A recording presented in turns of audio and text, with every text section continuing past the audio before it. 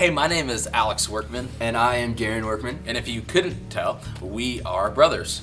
It's true. So, as the stereotypical little brother, I potentially liked seeing the reactions from my brother in the crazy things that I did.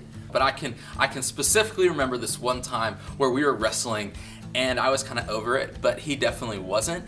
And I get up and I leave, and then from the other side of the house, I hear him yelling, acting like I'm beating him up. He was like punching walls and punching pillows and probably throwing things. And then from the kitchen, I hear my mom yelling, "Alex, stop beating up your brother."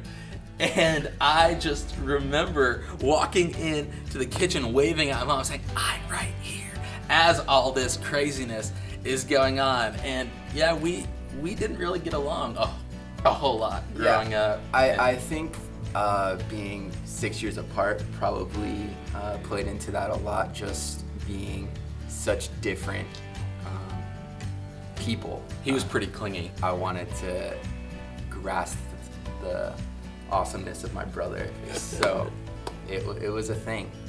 But I think that really started to change when our father left.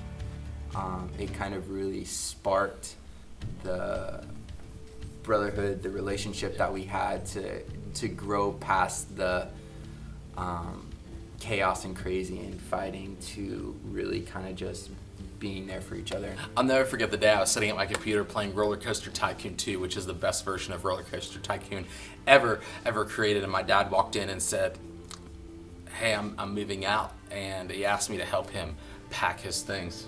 For me, that night was a little different.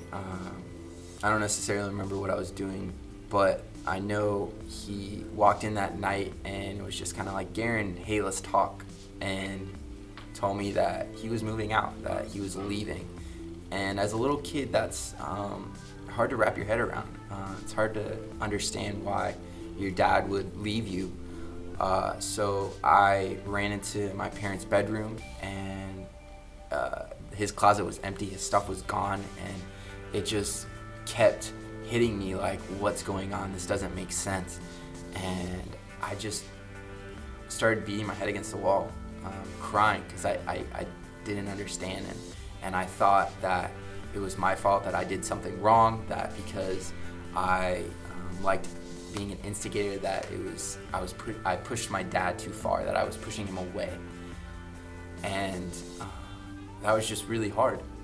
But in that dark situation, it's so amazing how God is just the light, and how he still is using that situation in our lives today to continually encourage us. I know for me, I have a passion for youth. I love investing in kids and just pouring into their lives, and that's because I had people in my life who did that for me, that when my dad wasn't there, they picked up where he left off and really took me under their wing. And I just got to experience father figures in a way that I didn't have at home. And I really relate to God in the concept of adoption, and Paul talks about that in Romans chapter 8, that we're adopted as sons and daughters and co-heirs to the throne of God with Christ, and that's hope.